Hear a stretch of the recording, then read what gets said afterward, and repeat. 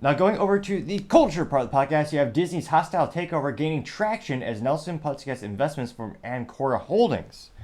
Now, this as we have a few activist investors trying to basically save Disney by getting them out of politics, which, given all the information we have at hand, I don't think is possible because for the past couple of years, Disney has fired all the traditional employees who didn't like politics and just want to make legendary works of art.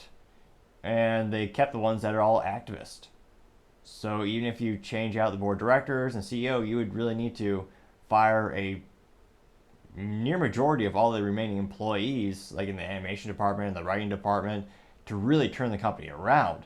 It'd be a massive effort. And I'm not saying it's not possible. I'm just saying it seems improbable with the information we have now.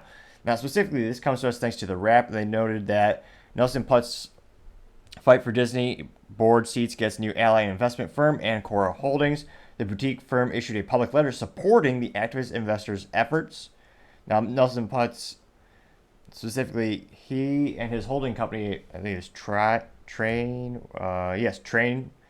They have about $2 billion of Disney stock at this moment, and they've been ramping up that and buying more and more shares in an effort to gain some seats on the board of directors to help shape the company, and in some cases, maybe in this case, get them out of politics and save the company, as Nelson Putz has done with other businesses in the past.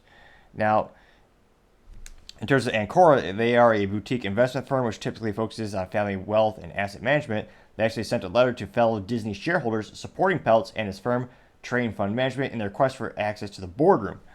Ancora actually noted from their CEO, Frederick DeSanto, said, quote, "We believe Disney is saying the right things about restructuring and transforming the enterprise. Nonetheless, the addition of shareholder representative or investor designated directors to the board can help ensure that these efforts are carried out in the most effective way," unquote. Now, it looks like we also have a former Marvel executive pulling this up right here. This coming from Ike Peltmerter and his, quote, long-standing personal agenda against Disney CEO Bob Iger. Peltmerter has joined the considerable stake in Disney stock, about 25 million shares. Jeez Louise.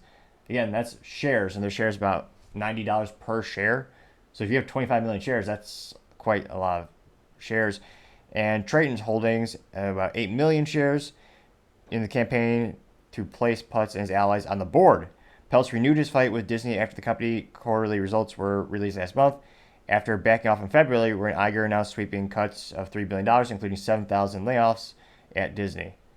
They also know that, but despite a fourth quarter report that shows gains in Disney Plus subscribers, revenue growth of 5%, and earnings per share that topped Wall Street expectations, Peltz and Train found continued fault with Iger's leadership and the languishing Disney stock price, which precipitously continues to do not so great, to say the least.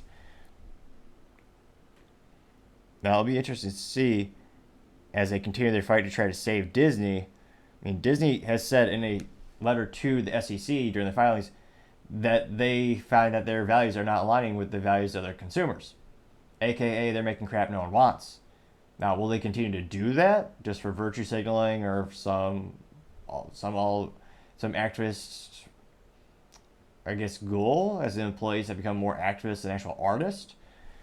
It'll be interesting to see. And as I say, in terms of can Disney be saved, I would say the outlook is not so good.